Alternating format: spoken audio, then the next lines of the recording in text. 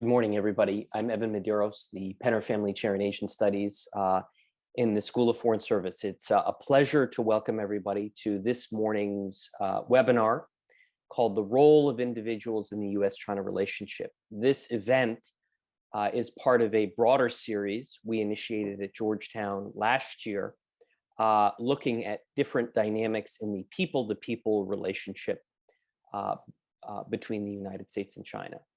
It is our firm belief that the U.S.-China relationship, even though discussions, debates, scholarship in Washington is very much focused on topics of strategic competition, security competition, economic decoupling, that the U.S.-China relationship really consists far more than exchanges between diplomats, officials, business people, etc., and that its interactions across the arenas of business, art, education, journalism, science, have been the fabric that have connected the United States and China for decades.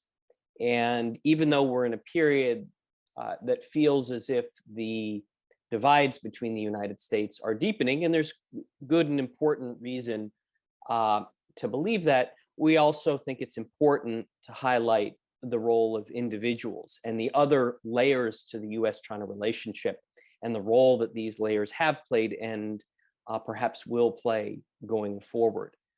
For example, can expats, emigres, help to manage the relationship? What role do they play going forward as we have now entered this new phase of the relationship, often called strategic competition? So we put together a wonderful panel. I'm very, very excited to have Terry Lautz, Chung Lee, and Nancy Almasbach join us today. Today's event is co-sponsored by the Georgetown University's Initiative for U.S.-China Dialogue, as well as the Asian Studies program in the School of Foreign Service. And I want to thank my colleagues Eleanor Albert and others for helping to arrange this morning's webinar. Before introducing the panelists, I want to share the fact that the U.S.-China Dialogue has now launched a new newsletter called the U.S.-China Dialogue Monitor that draws on both U.S. and Chinese language sources. And we're going to share a link to the sign up for that very unique, very important resource. It's certainly something that I read on a weekly basis that helps me keep up to date on the diversity of interactions between the United States and China. And so we just dropped that into the chat. So for those of you watching today, we invite you to sign up. But now let me turn to our panelists and introduce them, because we're very fortunate to have a very distinguished group of experts and practitioners with us today. First, I want to introduce Terry Lautz, who's been working on China and the U.S.-China relationship longer than most. He writes and teaches on the history of the U.S.-China relationship after a very long and very distinguished career at the Luce Foundation, among other important aspects of his professional career. He is the author of a wonderful book called Americans in China: Encounters with the People's Republic of China, which was published earlier this year, that provides profiles of a variety of Americans and that have played critical roles in the U.S.-China relationship over time. Thank you, Chung. I have my copy, but unfortunately, when I put it up in Zoom, it's sort of reversed. So thank you, Chung. It's a wonderful book. And I just have to point out that in the book, one of the motivations for Terry to write it, as he says in the introduction, is one of my favorite books about China, one of the books that really got me interested, by Jonathan Spence, called To Change China, which of course is a much older book, which profiles a variety of international figures, going all the way back to the great Jesuit missionary Matteo Ricci, right? Georgetown is a Jesuit school. Can't forget the missionaries, Terry. And how Jonathan Spence's wonderful book, motivated Terry to write his. So I encourage everybody to get it, and we look forward to hearing from Terry today to share some of the insights from his new contribution to the field. Next, we have Chung Lee. He's the director of the John Thornton Center and senior fellow in foreign policy programs of the Brookings Institution. because we're in that unique period leading up to the 20th Party Congress. I'm sure many in the audience have heard Li Cheng talk about the coming Party Congress. If you haven't, you should. He's written and published a lot about it. He's by far the foremost expert on CCP politics. But today we're not going to ask Li Cheng to talk about the 20th Party Congress. We're going to ask him to talk about a book that he wrote, The Middle Class in Shanghai, Reshaping U.S.-China Engagement, and talk about the role that individuals and Chinese coming to the United States have played in building that fabric of people-to-people connectivity. And last but certainly not least, we have Nancy Yao Maasbach, who served as the president of the Museum of Chinese in America, MOCA, since 2015. That plays a critical role in promoting arts and culture as a bridge between peoples and between the United States and China. And the Museum of Chinese in the in America, I believe, is based in New York City. Is that right, Nancy? Yeah, it's a wonderful institution, and arts and cultural exchange, I think, is one of the hidden secrets between the United States and China. And I think it's going to play an important role going forward, and we look forward to Nancy's contribution. So we're going to invite our panelists to speak for about 8 to 10 minutes. Then we're going to have a conversation among the three of us and then open it up to Q&A. So for the Q&A, I just invite the listeners today to drop their questions into the Q&A function at the bottom of their screen. And in a little bit, after we hear from the panelists, we'll go and sort through the Q&A. So Terry, let's start with you. Share some of the insights from your book and the role that Americans have played, positive and or negative, in the U.S.-China relationship. Terry? Thank you so much. It's really such a great pleasure to be with all of you. And Evan, I want to congratulate and thank you for doing this series. I couldn't agree with you more, as I'm sure we all do, about the importance of person-to-person relations. And so I guess I would like just to bounce off of my book, which you very kindly mentioned, and provide some historical background by way of these biographical profiles that I've written on American encounters with China. I profiled 13 different Americans who've lived and worked in China, starting with Cold War up to the present. And I wanted to ask several questions. First of all, how did Americans come to terms with a newly unified communist China that had excluded most foreigners and had labeled Americans as imperialist enemies? And then in what ways did Americans, both before and after the normalization of Chinese-U.S. relations, in what ways were they able to influence relations or images and perceptions between our two countries? Third, how were these Americans changed by China? You mentioned Jonathan Spence's book, Western Advisors to China, to Change China.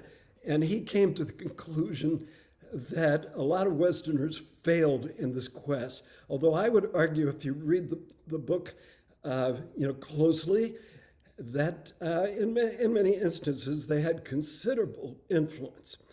But I think the subtitle of my book, which I call Encounters with the People's Republic, might actually be called To Change Americans.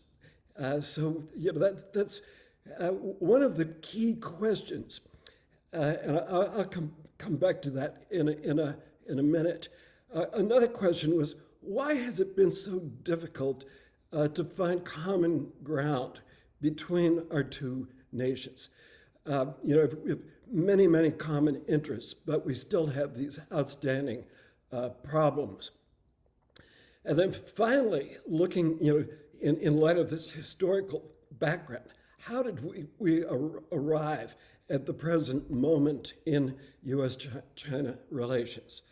So why did I write the book? Let me mention three reasons.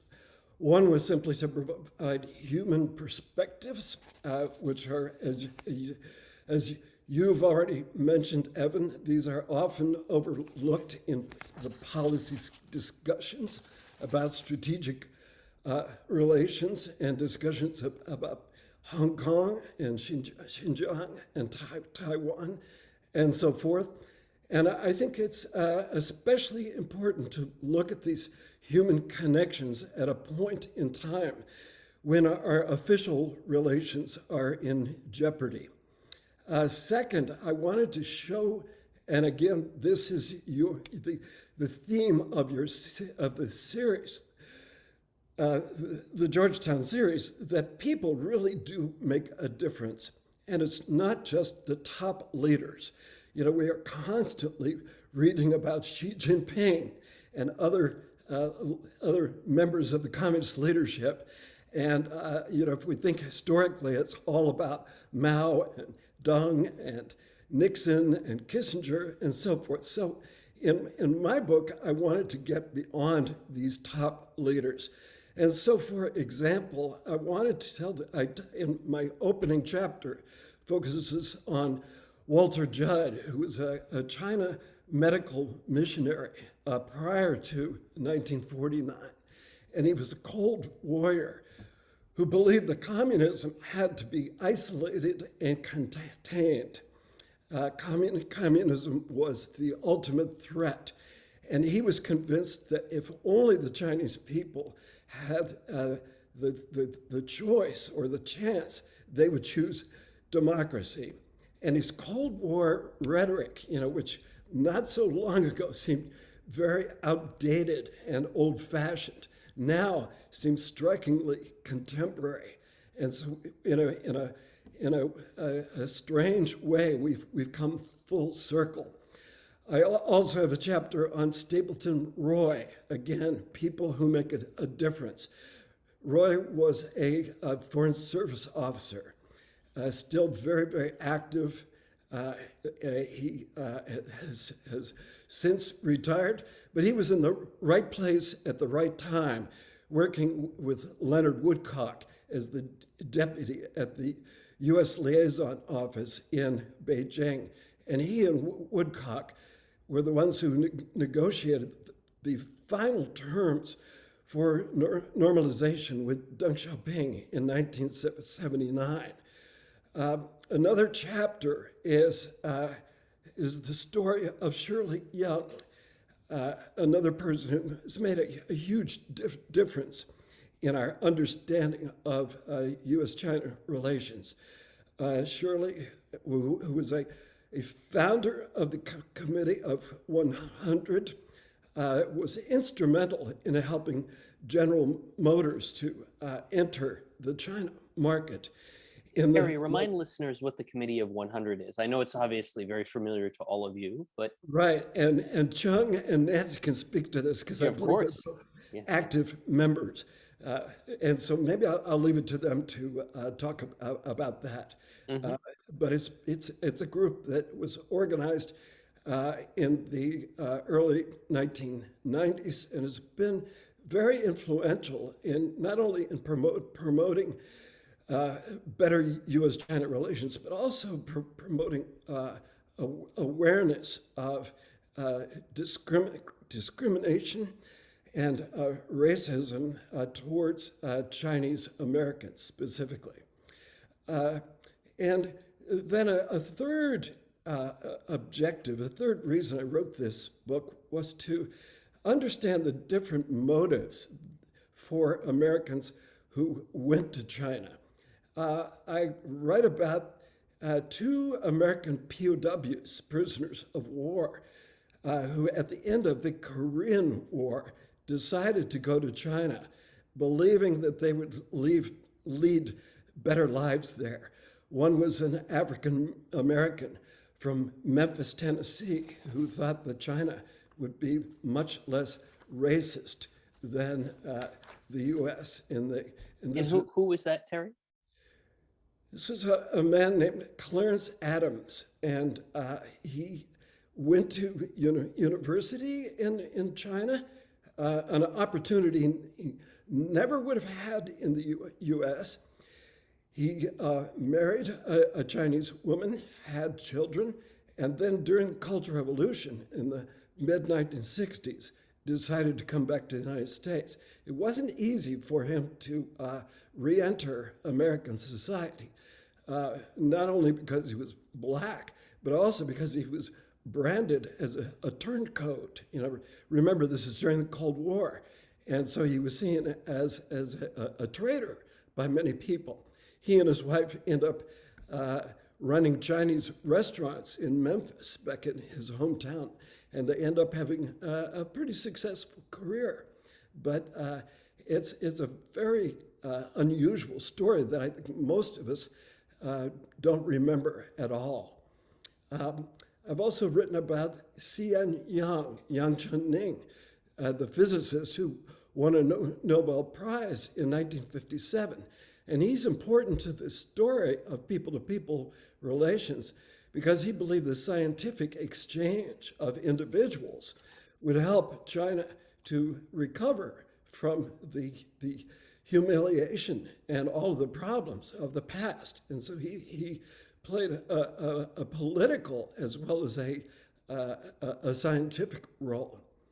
I read about Elizabeth Perry, a political scientist at Harvard, who was fascinated with Maoism in her youth. She was opposed to the Vietnam War.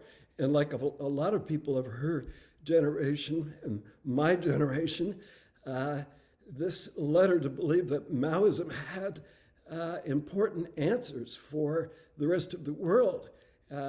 Eventually, she went and studied in China and focused on the study of the origins of the Chinese Revolution and came to conclusions that really contradicted standard Marxist orthodoxy.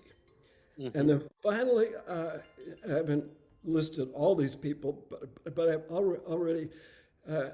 also written about Jerry and Joan Cohen, who I'm sure is known to many people in your audience. And they were pioneers in Chinese law and Chinese modern art, respectively. And they were drawn to China not because they were born there. They weren't the sons or daughters of missionaries like Stapleton Roy or Elizabeth Perry, but they were looking for the adventure of a new frontier. So I'm gonna stop you there because I think a question that a lot of our listeners have is, this is a wonderful assortment of Americans who have played a key role in the U.S.-China relationship. What do you think drew them to the U.S.-China relationship? Was it like Jerry and Joan Cohen? Was it just the desire to learn about the unknown and adventure? Was it sort of a explicit or implicit missionary complex? And sort of, how do you think they did? What's the track record look like? Is it the Jonathan Spence story of they went to change China and China changed them? Sort of, how do you, if you sort of sit above your book 30,000 feet, what would you say? Right. Well, it's really all the above. The motives for going and getting involved with China were much more obvious if you were a Chinese American. But even then, some of these Chinese Americans, and Chung and Nancy can speak to this more effectively than I, but they in some cases came to the United States like Shirley Young, and they became Americanized. They wanted just to fit into American society. And so it was almost accidental when China started to open up that Shirley Young, who was in the advertising business, became involved or was asked to be involved because she was Chinese and she spoke the language and knew the culture. If you're born in China, if you have a missionary connection and you have a feel for the country and the culture, then that's very different from people, again, like Jerry Cohen or Joan Cohen or Hmm. others who, were fascinated with the idea of China. I think, China for so many Americans for so long has been more than just a country. It's been an idea. It's been a concept. It's been another civilization. And so to your question of what did they accomplish? Yes, certainly they were changed much more than they were able to change China. But after China opened up in the 1980s, China was looking for new models, new ways of, Hmm. Hmm. improving Chinese economics and business and education. And education, of course, is extremely, right on the top of the Right. agenda, Sure. and it continues to be. And so it's really it becomes much more of a two-way process. But Hmm. ultimately, of course, it's the Chinese who changed China. Right. Well, that's wonderful, Terry, and that's a perfect segue. We want to invite um, Lee Chung into the conversation. Terry talked about educational exchanges as sort of a vector for US-China connectivity. Chung, maybe you could start out by just telling us a little bit about your own personal journey. How did you, how did you end up in America? What did you do here? How have you found it? And then, transition from that to this wonderful book you've written about the middle class in Shanghai, and how you think the evolution of the middle class is sort of reshaping how Americans and Chinese interact with one another. Chung? Great, great. Thanks, Evan, for your overly generous introduction. First, I would like to applaud you for organizing this excellent US-China people-to-people diplomacy series, and for devoting this session to the role of individuals in the US-China relationship. Your constructive approach is particularly admirable at this critical moment in the bilateral relationship. And it effectively reminds us that the US-China relations are not just state-to-state relations. They are also people-to-people relations. I'm a little bit overdressed today because I want to show you and also the audience the tie. This is actually, it's a ren, it's individuals or people if we look at them collectively. So echo the theme of your topic. I need to get one of those, Chung. Okay, sure, I will give you one. This is actually designed by a member of the Committee 100 you earlier asked me. Actually, the Committee 100 was established a few months after the 1989 Tiananmen, because at the time, US-China relation was in terrible shape. I mean, a lot of Committee 100 members also very critical about the crackdown. But at the same time, they hope that the US-China relations will survive.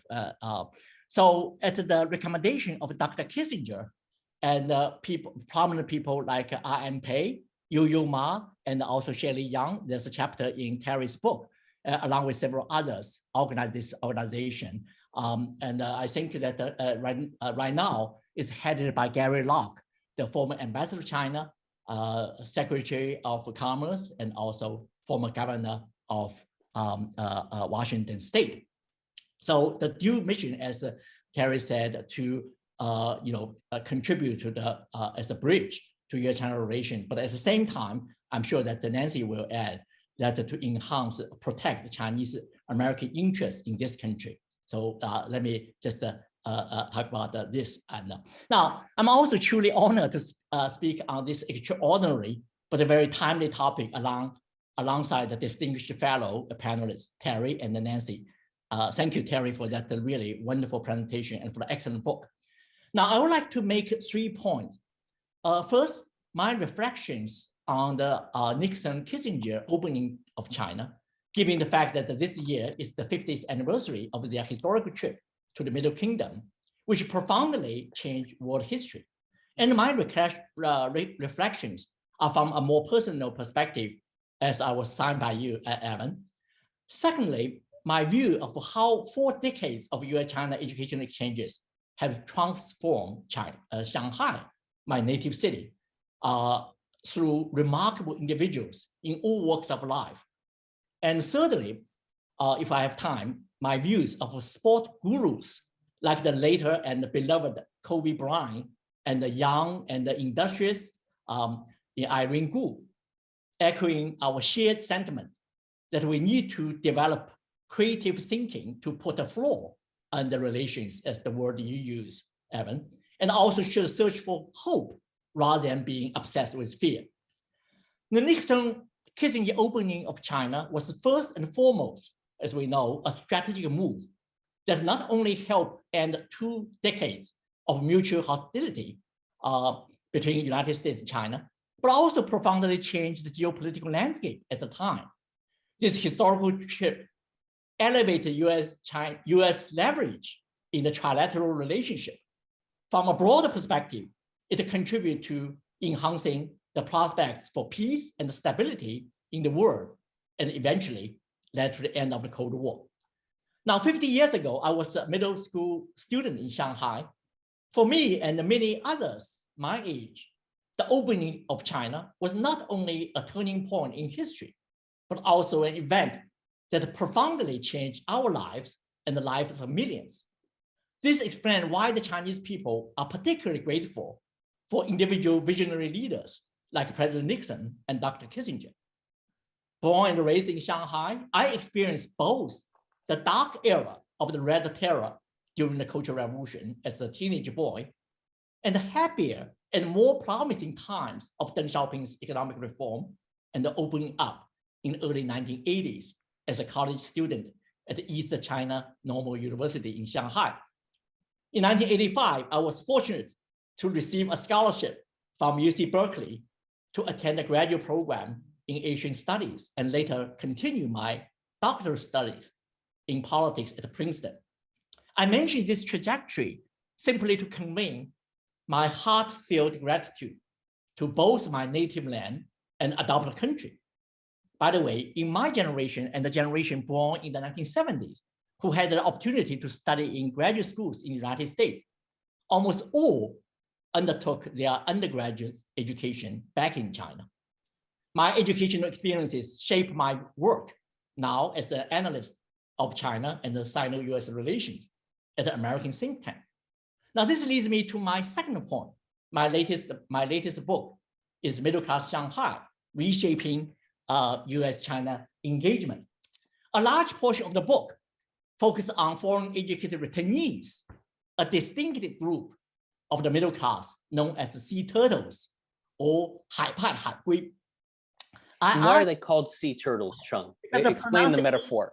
Yes, because the pronunciation of a sea turtle, Chinese pronunciation of the character of sea turtles and the foreign educated returnees are the same. So this has become a nickname and used in the. Oh, I see. Yeah, but also 海派 means Shanghai culture returnees. 海龟, 海派海龟. This is a 海龟 refer to returnees. It's just like a sea turtle. But also 海派 is the Chinese distinguished Shanghainese character. Now, I argue in the book that without accounting for the impact of foreign education, present-day Shanghai, and indeed present-day China, is incomprehensible. Now, one chapter of my book, the book told the stories of several returnees and their transformative roles in all walks of life, including Chen Danqing, a brilliant artist who spent many years in New York and is known for his liberal views and his series of Tibetan paintings, Xizang Zuhua. It's really fascinating. And Jing Xin, a transgender ballet dancer who also spent many years in New York and Paris and has now become a Shanghai culture icon and a household name. And she runs the country's highest rated later night show, Jing Xin Show, for many years, but also I think that now it's returned. What's her name again, Chung? Jing is the gold. Xin is a Xing, like a star. Jing Xin, a really fascinating story, and her talk is always about the middle class life and how Western values, should be appreciated. And but she really played a very delicate role, and so she still survived and continue to play a very important role. Yuan Yue, probably you know, Victor Yuan, a Kennedy School graduate and Yale World Fellow, who founded China's first privately owned large-scale survey company, advocates for the protection of the rights of migrant workers, other underprivileged social groups, and the persons with disabilities. Thus, Zhang Wenhong, a medical doctor who was a visiting scholar at the Harvard Medical School and became a household name in China during the country's battle over COVID-19 for his distinct role in candidly and frequently disseminating useful scientific knowledge. Now, these individuals exemplify the omnipresent and growing influence of returnees in Shanghai, regardless of their political positions. Together, they have helped shape the social economic life, intellectual discourse, and the public opinion in the city. Now, let me move to my third and final point. Before you move, Chung, I just want to stop on that because it's a wonderful book. The profiles are extraordinary. I didn't know about many of these people beforehand. But of course, all three of the people that you just talked about,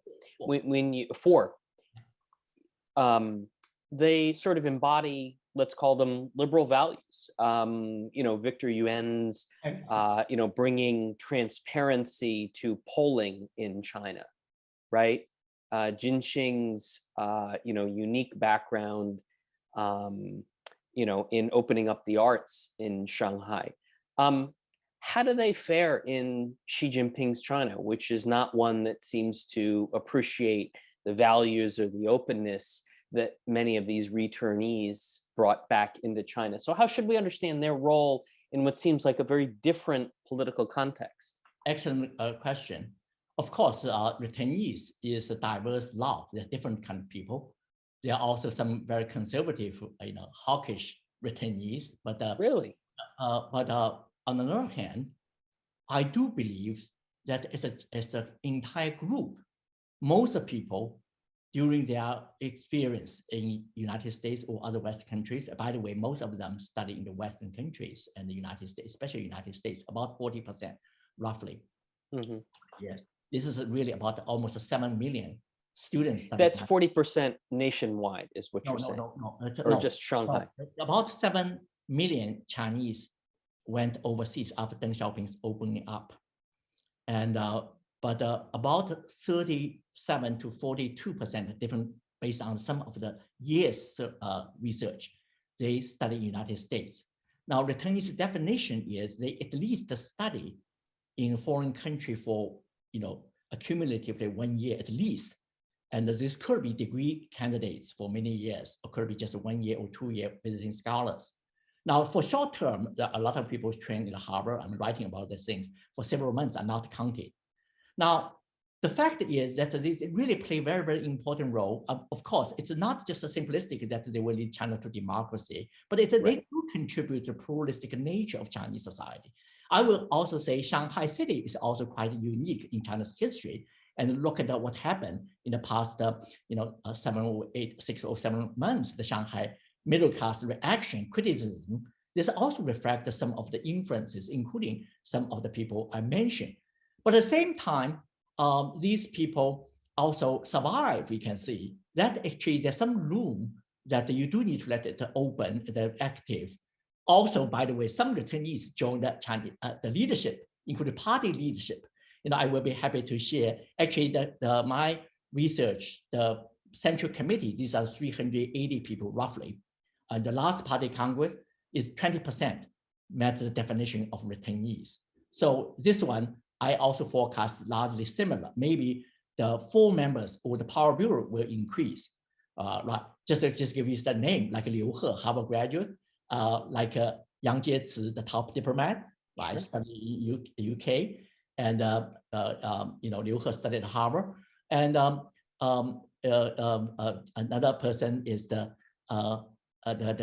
personnel czar for Xi Jinping's roommate, that Chen Xi, also studied 2 years at Stanford. Now, these are the examples, into financial, foreign policy, and organization, and technology, this kind of things. So they went to, and of course, Wang Funing has a nickname as China's Henry Kissinger. He worked as a chief advisor for Jiang Zemin, Hu Jintao, and now Xi Jinping. But he now is in one of the 7 members of the standing committee. He was I had never heard that he was called China's Henry Kissinger. I can think of other things. There are a lot of quotes about in China and also outside the Yeah. world. But of course, it's not. I think of him more as Xi Jinping's Karl Rove. Yeah, someone said that Yeah, or David Axelrod. I mean, not to be political, but I will you know. quote you. But yeah, but you can see this really moves to the center, of the political system, Power Bureau and Power Bureau Standing Committee. I forecast there will be probably a couple more in the Power Bureau Standing Committee. So that's the things. Now, okay. if I may, can I finish my your third point? Thank you for indulging my question. Oh, sure. It's an excellent question. So I think it's very, very important. So I want to particularly talk about the imminent impact of sport gurus like Kobe Bryant and Eileen Gu. The tragic loss of Kobe Bryant on January 26, 2020 came as a devastating shock to millions of Chinese. The emotional reaction of the Chinese people and their heartfelt affection and admiration for this legendary basketball player is particularly notable given that the country was also in the throes of the deadly coronavirus crisis, January 26, 2020. The following day, there were more than 1 billion web searches for Bryant's name on the Chinese social media site, Weibo, more than double the number of searches for coronavirus, the second most searched term in China. Kobe Bryant's outsized influence in China reflects his long-standing goodwill toward the Chinese people. He saw himself as more than an athlete, since basketball alone did not define his legacy. In 2009, for example, Bryant established the Kobe Bryant China Fund in partnership with Song Qingling Foundation, one of China's largest charities. Bryant's interaction with the Chinese people on a personal level highlighted the important role of sports in public diplomacy, as well as the enduring legacy of cultural exchanges, even at a time when the bilateral relationship has drastically deteriorated. Cultural and educational exchanges between two countries with profoundly different ideologies and the political system can still promote mutual understanding and goodwill. Finally, I want to say a few words about the 18-year-old, but already legendary figure, Eileen Gu. I was impressed by her brilliance in both sport competition and at her press conference. In my humble view, she reflects her Gen Z peers, or 00后 in Chinese, progressive in values, cosmopolitan and global-minded in vision, sharp and non-dogmatic in voice. Whether she identifies as American or Chinese is probably far less important. While Eileen is perhaps privileged and unique in some aspects, as a teenager who mainly grew up in the United States, her view of China and US-China relations is very much in line with her generation of Americans. As you know, Aaron, polls conducted in the US over the past decade have shown consistently that Americans' youth, namely under the age of 29, are 15% to 30% more favorable toward China than those in older age groups.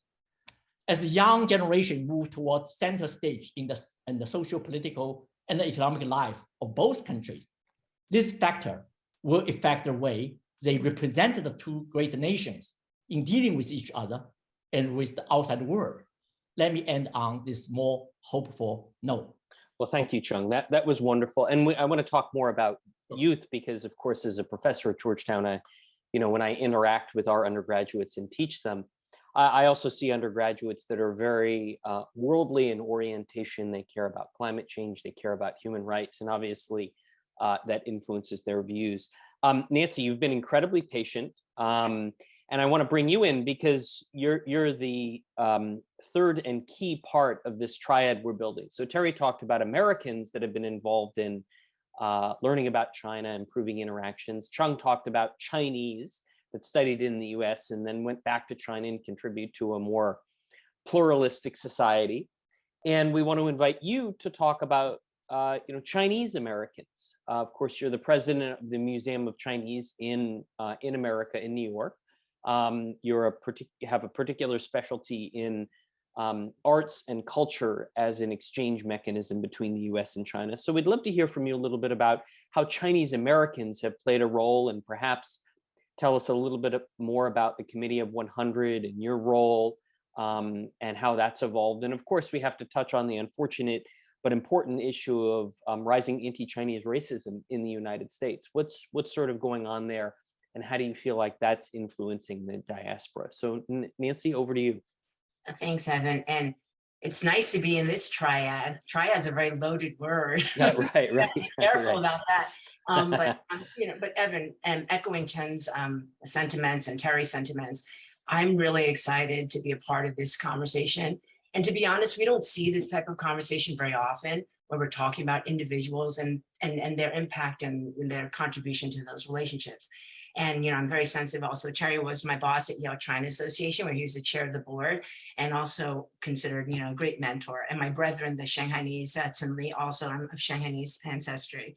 But there's a lot going on here. And I think, in full disclosure, I am not a card-carrying member of the Committee of 100. As Confucius said, I would never be a member of a club that would accept me.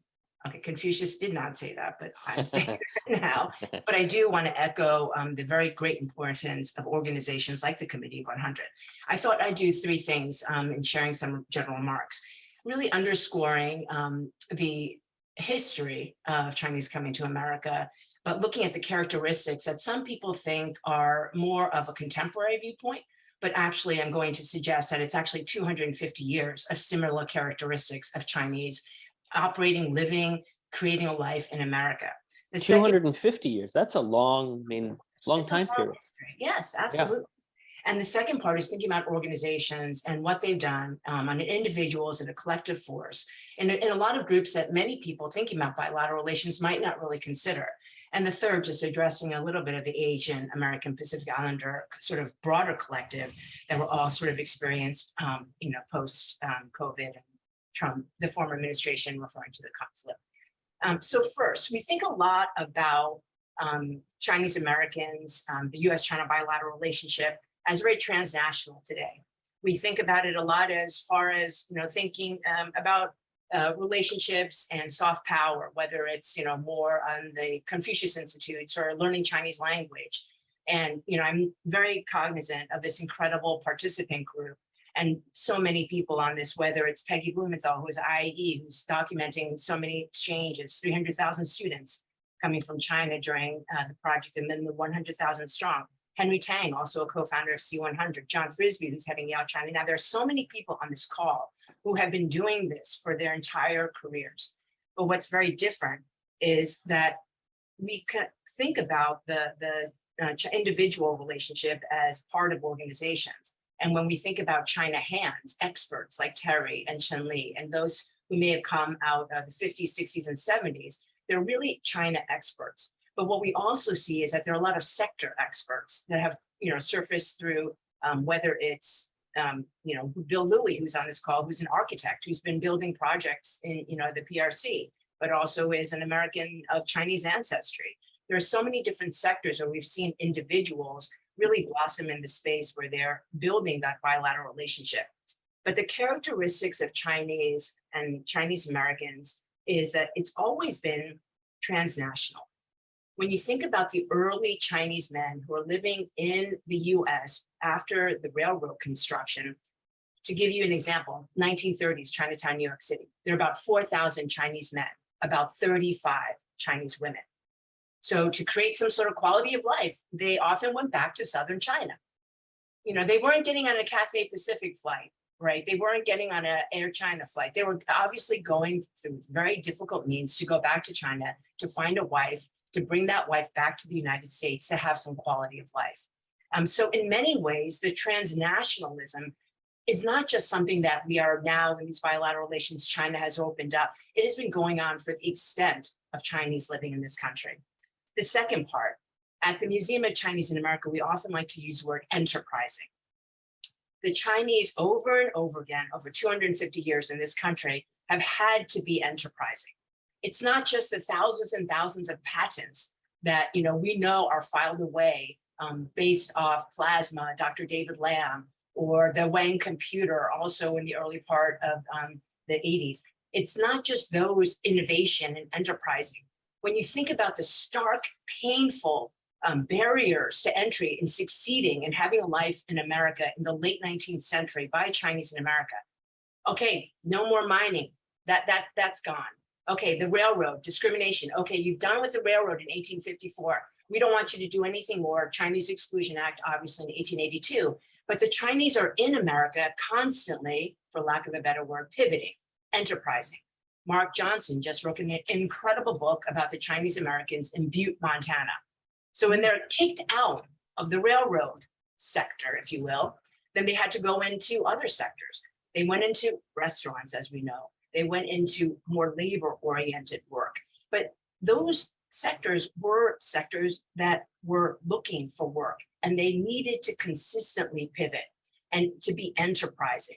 Of course, we don't think back and say, okay, people in the labor industry are enterprising necessarily, but I really would like to suggest that given the massive constraints on having and building a quality of life and facing discrimination, the early Chinese Americans were so enterprising and innovative in creating a life for themselves under very difficult situations. So again, I mentioned the transnationalism that really lasted 250 years, the enterprising elements. We know also that most Chinese were, because they were kicked out and not given ability to work in the sectors that they may have been perhaps interested in, there were really two businesses, restaurant work and laundry work.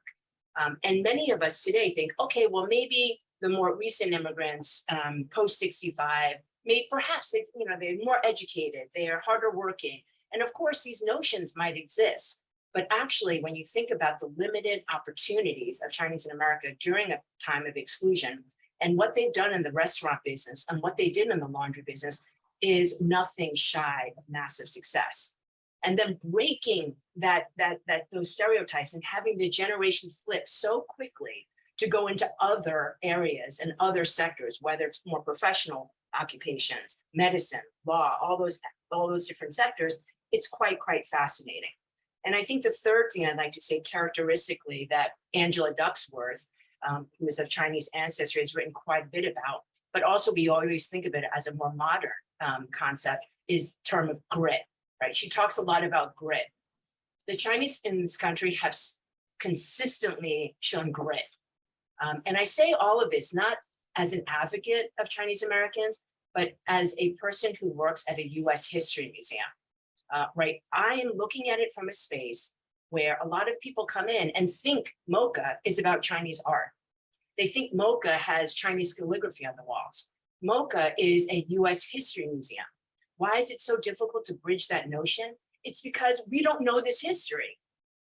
So we sit there and we try to connect that history with individuals to say, my face can be American enough, but let me tell you why. And we need people out the door.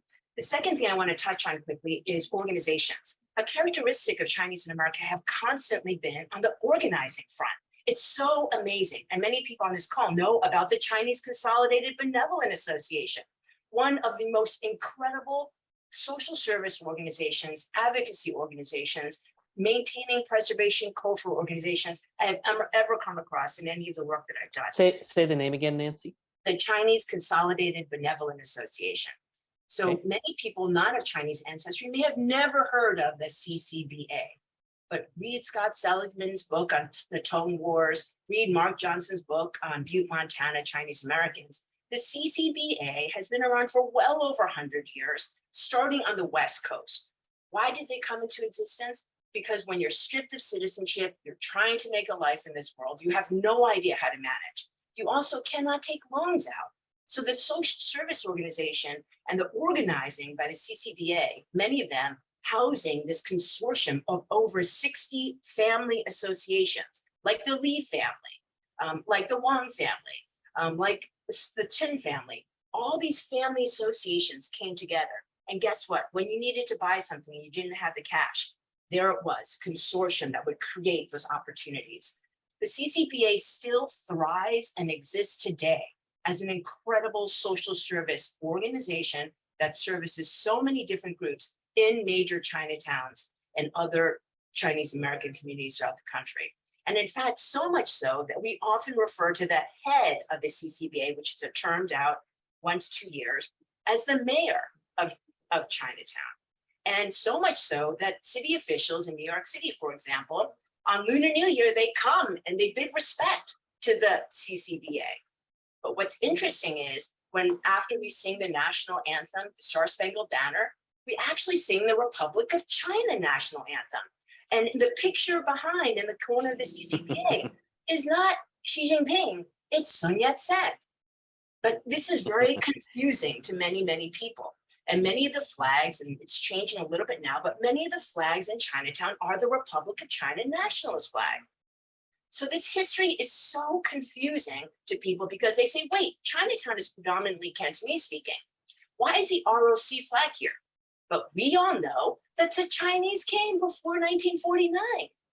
So many cases, a generation that is unfortunately now moving on, that we are so desperately trying to record their histories, they're looking at this as, oh, maybe we can bring back the mainland in some time. We're still waiting in some ways, but also they're preserving the democracy, the nationalist sentiment of the Republic of China, but also now fusing in the more recent immigrants post 79, 80 that came in from the PRC. We also know that despite the fact that pre-1965, we know this history better, post-1965 is the much larger group of Chinese immigration.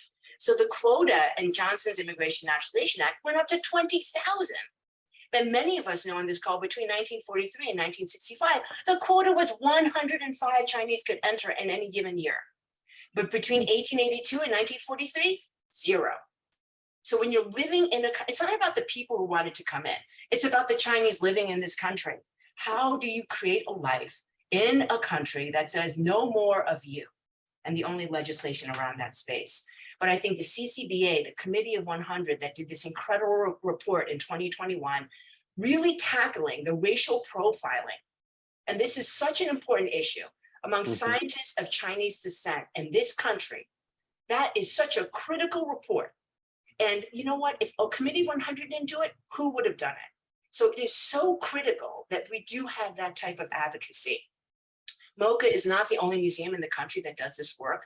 We are most likely a little bit of a larger one. We're creating a national hub. Maya Lin unveiled a new plan.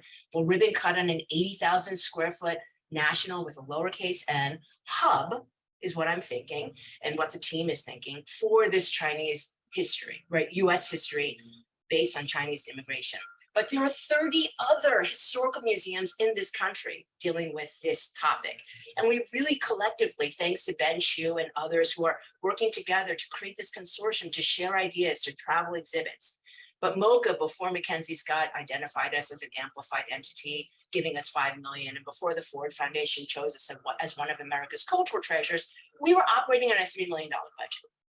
But now we're leapfrogging Tesla style to a $128 million capital campaign. Why not DC? Because New York City has a $60 million tourist revenue and 60 million people come to New York City every year.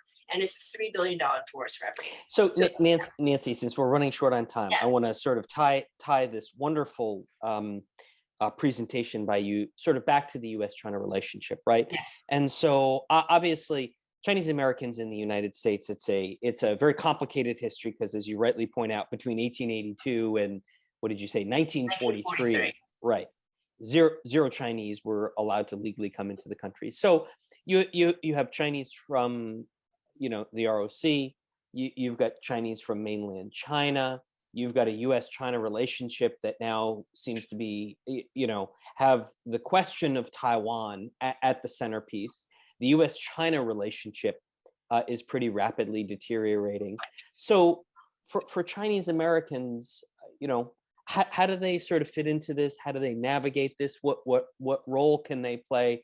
Sort of help us understand that dynamic. It's so very tricky. And I often say this as facetiously, but to assume that someone of Chinese ancestry or Taiwanese, however they identify, knows anything about the cross-strait relationship just because of their ancestry is making the same assumption that I know Kung Fu.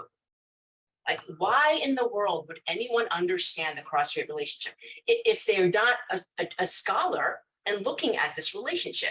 Right. You know what? And not only that, their parents may have also biased them, right? Because we know that the Taiwan issue is very controversial. We never bring up Taiwan at the Thanksgiving or Christmas table. Never, because that will sour the conversation and the mood immediately. But also, last point on this, Evan, it's not just the people coming from Taiwan, Hong Kong, and China, but because of exclusion, families that were trying to connect during the late 19th century and early 20th century with Chinese already in this country, guess where they went?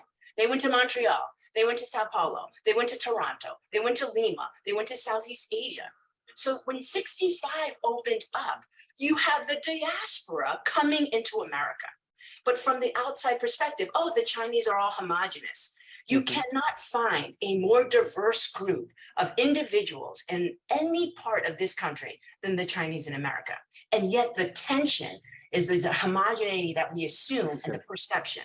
Socioeconomic, political regimes, whether it's the Chinese Americans who came from Cuba, educational backgrounds, income level, religious affiliations.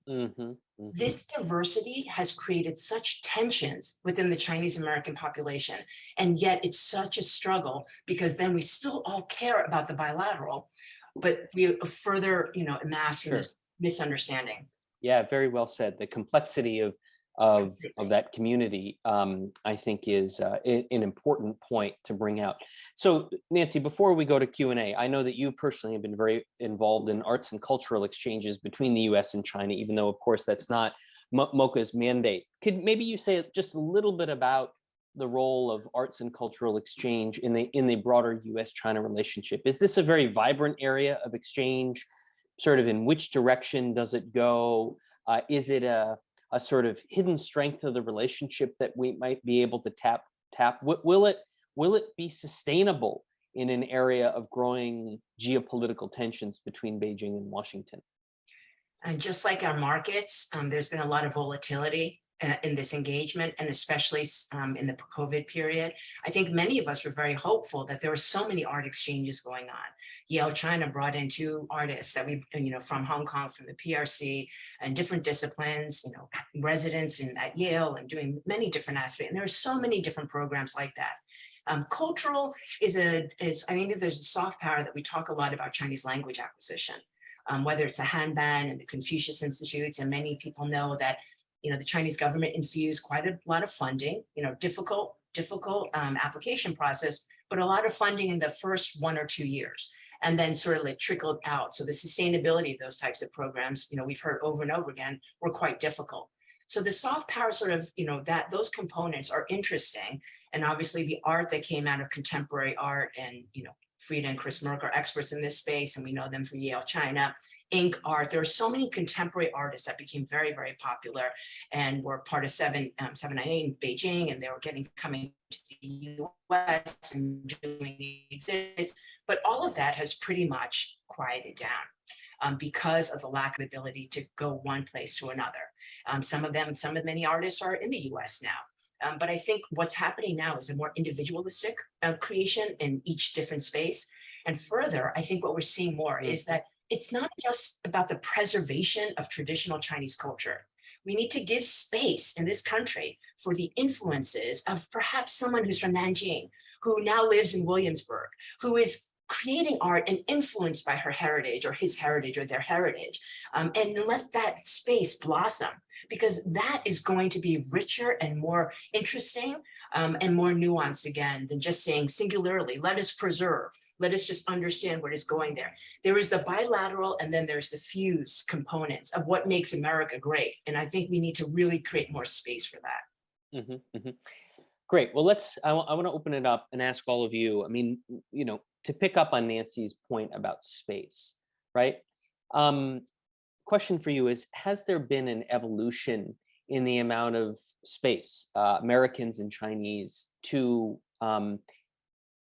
improve or expand people-to-people interactions over time? Has the value and the form of people-to-people interactions changed over time? How should we think about political space, cultural space, in either countries. I don't know. What do you think about that, Terry? How do you think about, how should we be thinking about the space in the United States, in China, for people-to-people interactions? And I ask, obviously, because we all have this cloud over our head, right? The US-China relationship is changing, and that will probably result in,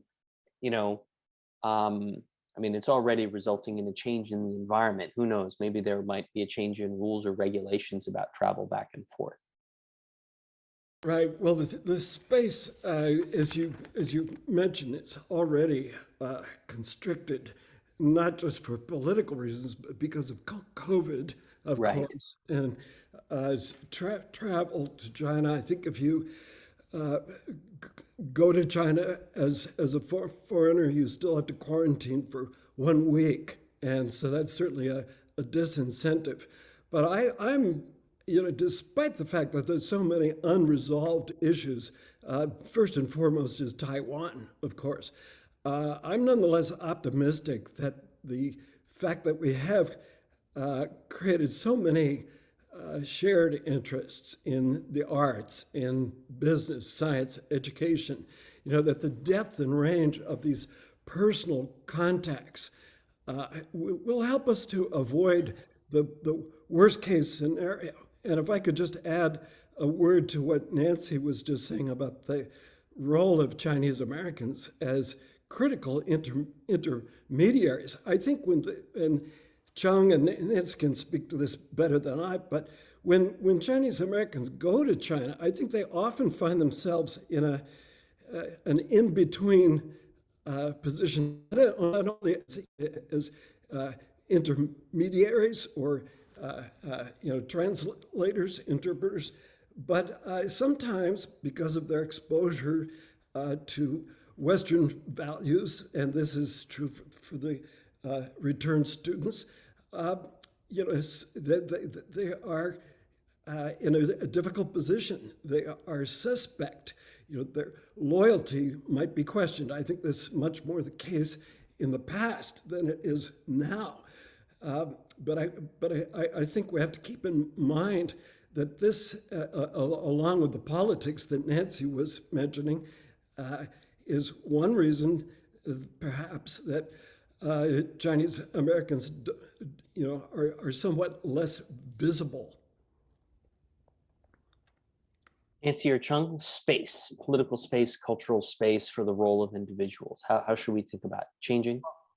Well, it's changing. But also, as both Nancy and Terry said so insightfully, it's constrained, it's intense.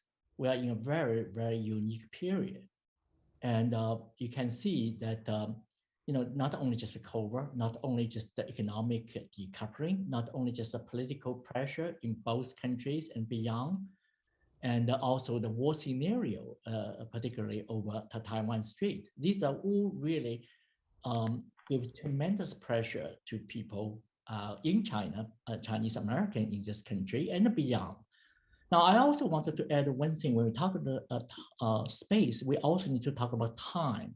I think from Nancy's excellent presentation, it gives us the historical perspective. The same way Terry looked at that back to these early years, even missionary, this time period.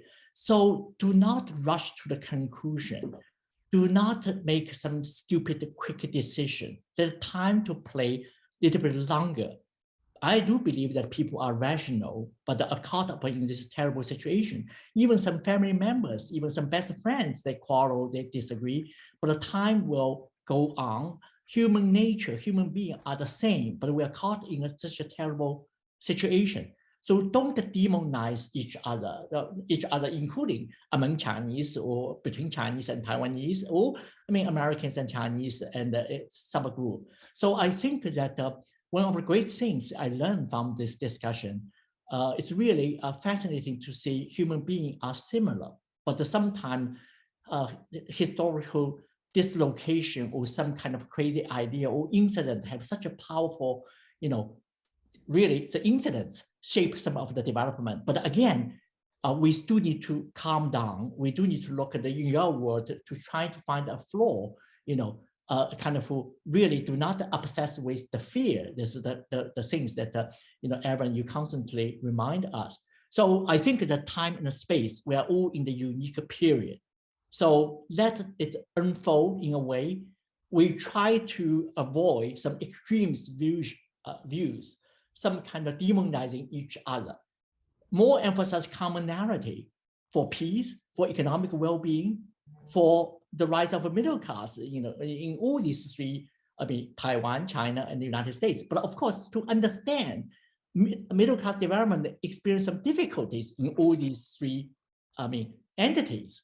So again, then we can have the empathy. I think it's very much needed. So this program should provide this kind of channel to look at perspective. So I think that just in addition to space is very unique, and this critical time is also unique. It's very dangerous, but we should have the good voice, reasonable, thinking, and also empathy, more important than anything. Yeah, very well said, Chung. Chung, for you and others, what do you think is behind the recent uptick in anti-Chinese sentiment among Americans? What's driving this? Well, let me very quickly that many Democrats and said that we United States face systematic racism. That's of course not everyone agree, but I think that to emphasize that the ethnic tensions and try to resolve them, improve minority. I think this is the values partly related to American tradition, American democracy, and also as a multi-cultural, multi-ethnic country, we need to hold on that. But at this time was also influenced by many other things. And to a certain extent, McCarthyism is on the rise and demonize other single author. I do not need to repeat that Chinese Americans were hit in San Francisco, in New York, and people, even we invite a Vietnamese congressman to speak at the Brookings. She actually said this a few months ago. She said that when she went to the parking lot, she became fear. Now, this is not right. This is I think we should resolve that kind of thing. So there are many factors. So certainly there's also one question. For people in Beijing take a more hostile view with the United States, they take advantage of our American problems. But I think we should be really also remind people in China, China faces its own ethnic tensions, although probably it's not in the different stage or different level at the moment. But I think this is a global issue along with many other global issues. I think we should address. That's what I said, that we should have empathy to understand, not to demonize, not just exaggerate the old problem, and rather seeing that we face similar challenges. And so I just want to. Yeah, very well said. Nancy, please. Yeah, I think echoing Chen, but when the Trump administration referred in March to the Kung flu and the Chinese virus, I just want to pause there, because what ended up happening, and Stop AAPI Hate, which is a very young organization that started to counteract the 10,000 plus hate crimes, more than that now, it quickly became Chinese to Asian American, because the notion that all Asian Americans are somehow related to China. Again, this very blanket sort of umbrella. And then what happened from that is, I think it's very important to see how quickly in this country, we just sort of organize this, create this plethora of Asian American, and anything Chinese becomes Asian American. So it's anti-Chinese sentiment becomes anti-Asian American sentiment. Not enough people talk about why did that actually happen? Because we can't tell our Asian population apart. Just to give the numbers so people understand what we're dealing with. There are 20 million Asian Americans in this country. About 6% of the population is of Asian ancestry. The largest group within that population is people of Chinese ancestry at about 25%. So we're looking at 25% of the Asian American population is Chinese. So anything that happens to Chinese then comes on this platform of all Asian Americans. But within the other 75%, we have 20 other ancestries.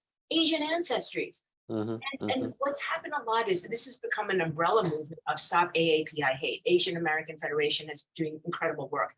But this advocacy work has come out of things that may have been fundamentally US-China related or anti-China, has now morphed into this massive anti-Asian American without anyone pausing to say, wait, this is insane. we can't even fix things because they're all over the place. And it's Right. become more complex by our own advocacy in some ways. And I think I underscore over and over again that there's advocacy and then there's history/education, right? Mhm, We mhm. need to understand the history so that we Sure. can actually advocate more effectively. Absolutely. Very well said. Terry, did you want to come into Yeah, this? if I could just add, I think it's important to also add, uh, and Trump's comments about the China virus really underscore this. But it wasn't just anti-Asian racism in isolation. It was also growing and really substantial anti-China sentiment. And so I think these two things are, directly related, directly connected. Trump in particular, but others have always made use of enemies, and China is now being portrayed in across the American political spectrum as an enemy, and China is being demonized. And so, Right. yes, it's historical. We've gone through this before. It's important, as Chung reminds us, to remember that there are these swings and shifts and ups and downs. But I think somehow we need to realize this isn't just anti-Chinese American or anti-Asian sentiment in isolation. Right. Very, very well said. So Terry, let me ask you and Nancy, because Nancy laid out the various historical cycles. We've been through this before. Now that doesn't mean we need or should go through it again. But Terry, in your book, you outline the role of individuals, right? Now, of course, early in the book, the first person you profile, Walter Judd, was pretty anti-China in his orientation as well, contributing to this environment. So Terry, if you could sort of look across the Americans that you profiled, is there a role for sort of individuals to help serve the education function that Nancy talked about, to perhaps slow down or even stop what looks like a repeat of the sort of historical cycle of anti-Chinese racism that the US has gone through in the past? Can individuals play a role in perhaps stopping this trend? I certainly hope so. The problem is that individuals are always constrained by the official relationship. And, individuals provide, the flesh and the blood, it's the nervous system that makes this relationship what it makes it active. It makes it energized. It's what makes it move. But if we don't have the skeleton of good and firm and predictable official relations, then it can become problematic. On the education front, the good news, I think, is that despite the pandemic, a number of Chinese students have been able to return to U.S. universities. That's And right. of course, there are growing concerns on the part of Chinese parents and students about racism, anti-Chinese, anti-Asian racism, about the safety of coming to the United States for education, guns, and so forth. So I think the future for education in terms of Chinese students coming here, has some question marks. At the same time, the universities in China are getting stronger, but a lot of Chinese students don't want to go through the Gaokao, the system of rigid examinations in order Right. to enter universities. So it's a very mixed picture at the moment. I think we can still be hopeful. And just one last quick thing. I always keep in mind the fact that Xi Jinping's daughter came to Harvard and graduated, I think, in 2014. So here we have an increasingly authoritarian leader who sees the United States as major competition, who sent his own daughter to the United States for education. Interesting. So we've got a whole list of questions, and one of the first ones is about the trend of declining numbers of students from China coming to the United States. How worried are you, all of you, about that? Chung, please. Well, I'm worried if the relationship continue to deteriorate, even to closer to the war scenario over the Taiwan Strait, that the U.S. government may really just do what the Trump administration in 2018 actually thought that completely end. But that's the only worry. But other than that, I'm not too worried. I know the statistic that this year, that the Indian students got more visa, right, double than Chinese students. That's a unique in the past 20 years. I think that's only only this year. graduate students. No. It's the people in India, people in China get the visa. China is still the largest country, accounted for probably 33% or maybe 32% now of foreign students. But overall, you do see the relative decline because of COVID, because Nancy mentioned about the anti-American hatred or gun control or Chinese whatever views, and but I think that the China's middle class, the size is so huge. We talk about what are the estimates, Chung? I always get that, but sort of what's a good estimate of the size of the middle class in China? It's a country of 1.2 billion people, so 500 million. 400 to 500 million, and that's based on sort of an estimate of various factors. It's the income, property, and status, educational level. It's a combination of things. So the Chinese middle class is larger than the entire population of the United States. We're at what, about 330 million. Right. So you said China's at 400 to 500 million, and so as that middle class grows and matures, is the U.S. going to still be a desired destination for education, Chung, or do you think it's? The answer is absolutely yes, and particularly the size is so big. It's still the U.S. still has the best schools, undergraduate and graduate. You know that, and so I think the Chinese still want to do that. But there's a lot of constraints at the moment. I think that probably some of the very best may now shifted, diversified for various reasons. Some probably stay in China's Tsinghua and Beida, and China may go to Europe or go to some other countries. Actually, I'm also writing an article, Chinese students to Russia also increase over the past decade. It's really quite remarkable. Now, among the political— In what disciplines? Oh, in the humanities, largely Russian language and humanities, not in science. Oh, really? Okay. Well, I mean, there's some really good Russian writers out there. But you will see my article probably in 2 weeks that there's a lot of military officers trained in Russia now, Chinese middle level. But overall, civilian leadership is still overwhelmingly trained in the West, in Japan, etc. So, so my view is it will be relatively decline so long the government is still open, both government.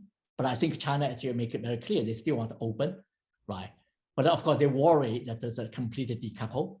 So if this does not happen, I think that we will still have the sizable Chinese students coming to the United States, largely by the fact of a middle class country. That's a fact. But will be probably relative decline compared with India, compared with some other countries. But at the same time, we also see the restraints on the STEM students, science, technology, and mathematics, and etc. So technology and mathematics. So this is what I mean by the top-notch students probably will not come. Now, also the anti-American sentiment does have the impact for China. Some people want to consider about the future political career. They do not want to spend. This could be also a factor. Right. I mean, I know at Georgetown, if you do a master's degree at a U.S. school or at Georgetown, you can't join the foreign ministry anymore. Well, for American students, right? No. But also, you probably heard that a few years ago, your colleague Dennis Wilder said that a few years ago, if you study in China, American students, no matter what's your race, you could be Chinese American, could be Caucasian, could be African American. If you study in China, then you will not be allowed to join the government. This is a policy. Yeah, I don't think that's exactly what Dennis said. I think what he said is if you want to work in the intelligence community, it's exceptionally hard to get a security clearance if you studied in China. I'm not sure that applies to the Commerce Department, Energy Department, State Department, but regardless, your point is very well taken. Yeah, so that kind of political pressure probably will affect some of the students. But so far, what I said earlier on, if you look at the China's Central Committee, basically every 5 members is one retainee. That's quite, these are very important leaders like governors, parties, provincial minister, top CEOs of flagship companies and the military elites. Although military elites probably, will show many of them study in Russia. So we haven't talked too much about the business community, but of course, I'm sure myself and like all of you interact with the business community sporadically, both professionally and in our personal interactions. How do you see the role of the business community going forward? Because of course, 40 years ago, China was just this great big opportunity. And then you, of course, have unique people like Shirley Young that Terry detailed in his book. But of course, the opportunity of the growing Chinese economy is very different than it was before. There's the prospect of, does China end up, if China and Taiwan go to war, what does that mean for the business community, et cetera, et cetera. So how do we think about business ties going forward? Nancy, did you want to come in here? Yeah, I think there are always 2 big issues before COVID: transparency and governance. When we think about investing and partnering on the private sector side, I was at Goldman in Hong Kong for a number of years, and that definitely exposure. We're always talking about governance. Is this company worthy of an investment? And we saw what happened with the potential delisting, of some of the Chinese companies in the U.S. Right. Those are real serious issues. I think more importantly, what we also see is that to get beyond governance and issues of concern around copyright issues or violations of any space in that area in terms of intellectual property is the people-to-people trust building. If we're not seeing each other in person, you can't read the face, you can't shake the hand, you can't have that toast together. And I think it's a real detriment to building more active, opportunities and partnerships. And what's going to happen is we're going to look more domestically. We're going to look to other countries. China's going to look more domestically. They're going to figure it out. That's because of COVID, Nancy, right? I mean, eventually, at some point in the future, we will all get beyond this, but right? Will we be beyond? I mean, we still are very interested in the consumer base, of course, in China. And I mean, that's not going to go away. But also there's a large consumer base in India. Right. There are other places that we might pivot now because China is closed off to those partnerships. And I think governance is really still the biggest issue. And without that face-to-face interaction, it's going to take a hit that may take many. And look, we're not at 10% anymore, right? 2.8% in growth in terms of China's GDP. So it's a totally different scenario. And with the risk that still exists, if not more risk, I think people are going to adjust their sentiments. So you think that the business community, the role of the business community will probably decline. My sentiment is that it has declined and it'll take a long time to come back to anything, if ever, what we saw sort of in the late 90s, early 2000s. Chung, please. Certainly, I echo what you and Nancy said. I think that the sad truth is so many other countries, not just China, put the politics and security first. And as a prevailing sense, put the economics not on the driver's seat. That's a big change. I hope that we change back. Now, I wanted to add one component about business, but a very special group. That's the legal professions, most of them involving business. Now, I want to applaud Terry and also, Peter Gassner, the later Peter Gassner. We probably all know him, right? He's the father of Tim Gassner. He and Terry started in 1980, it's really 40 years ago, the legal training for Chinese lawyers, the Luce Foundation and Ford Foundation that Peter was the first director, really produced the first and second generation of Chinese lawyers. Some of them later come to the United States to get a law degree.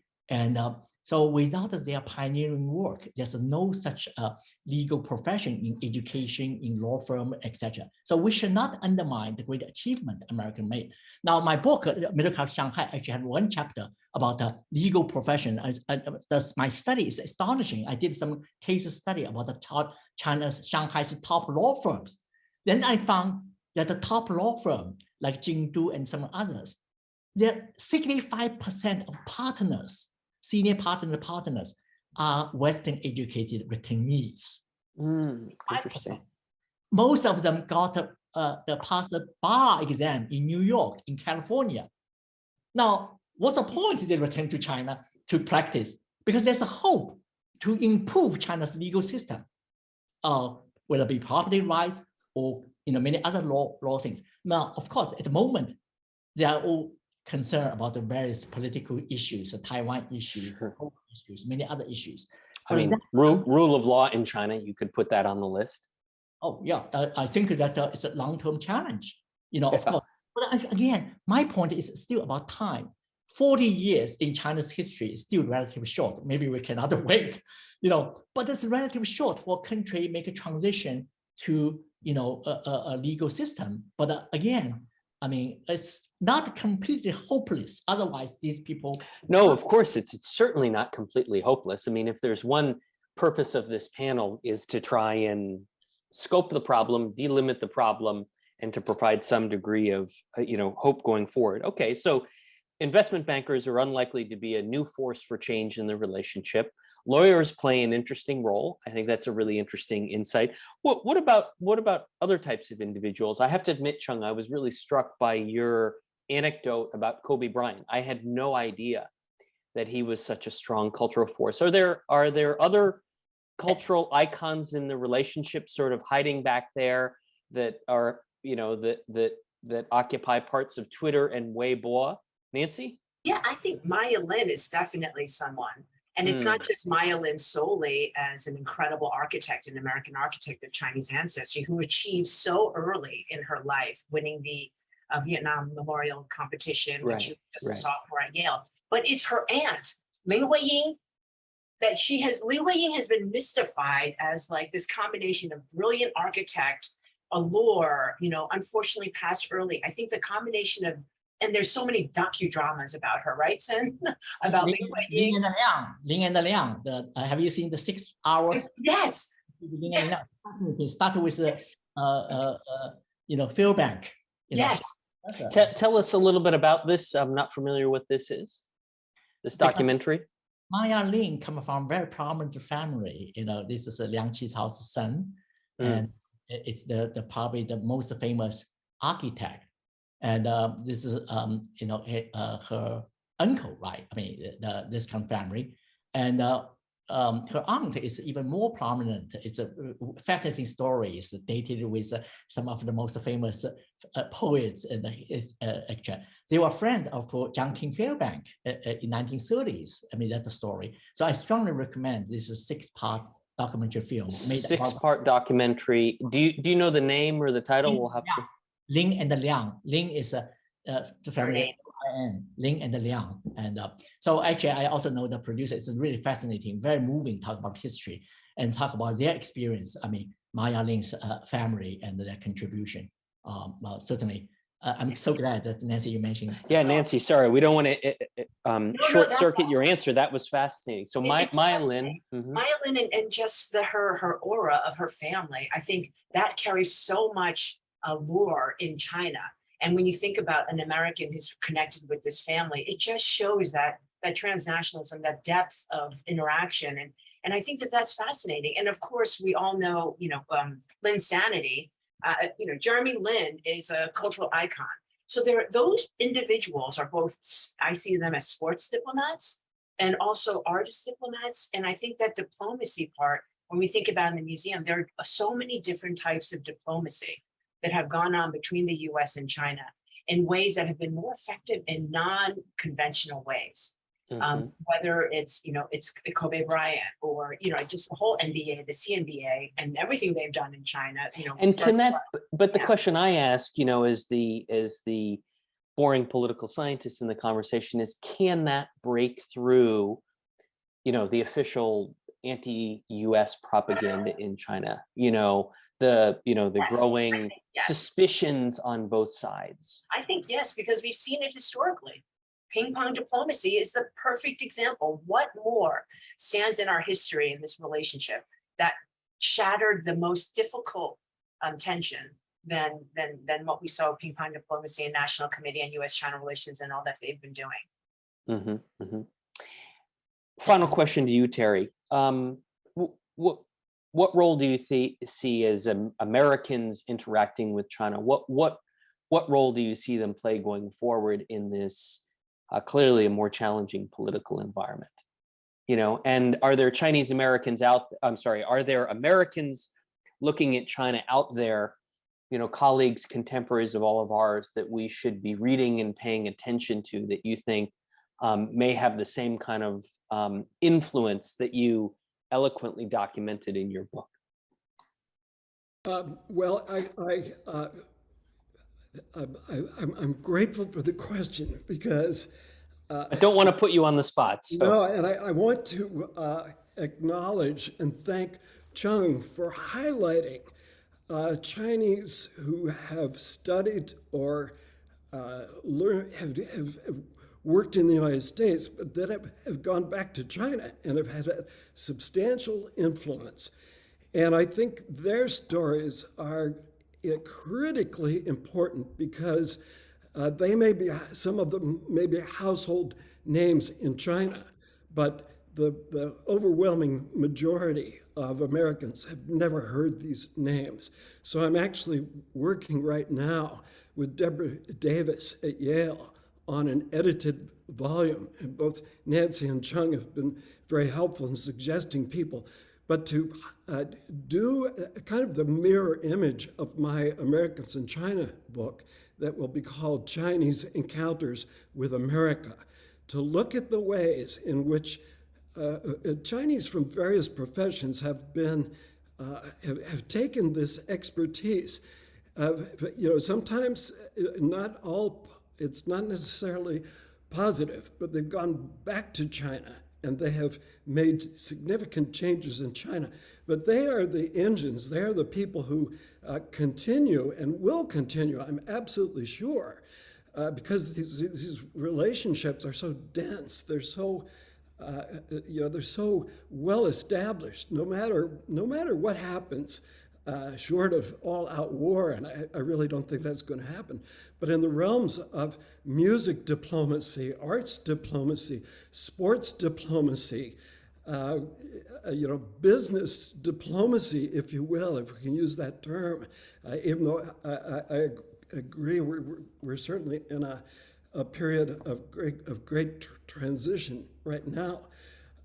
This relationship has always been, on both sides, very deeply personal, and for better or worse, and sometimes it's been worse, it's also been very emotional.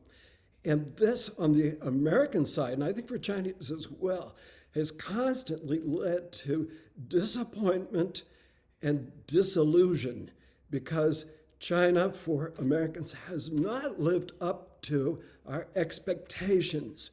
China has not been what we thought it should be or what we want it to be. And I think we just have to get over that. And we have to realize that Americans do not have, we can't control the destiny of other countries as much as we would like to. It's like as much as we want to be the shining city on the hill.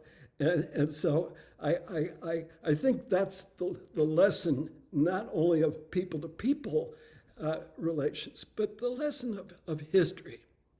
Right. Very, very well said. Beautiful way to end this session. And if there's one lesson I try to share with my students, it's that one about this whole issue of misaligned expectations to expectations, both between people as well as between countries and political leaders. And There's no better antidote than that, than building relationships between people and among people, trying to create at least a personal sense of trust and understanding. So I want to thank Nancy Al Mosbach, Terry Lautz, Lee Chung. You've been wonderful today. Our People to People series is going to continue, and it continues because of the strong support from you, all of you, and all of our listeners today. It's a challenging time in the relationship. Everybody talked about this being a period of transition, a period of volatility that's going to continue. And so I think it's going to be important to continue this conversation about the role of people and individuals and the contributions it can make as a source of ballast in an otherwise challenging transition period. So again, let me thank all three of you for your time and your effort and your beautiful insights today. And we just ask you to keep in touch, and we'll do the same. And thank you for all your work. And thank you to the listeners and watchers today. Thanks, everybody. Have a great day.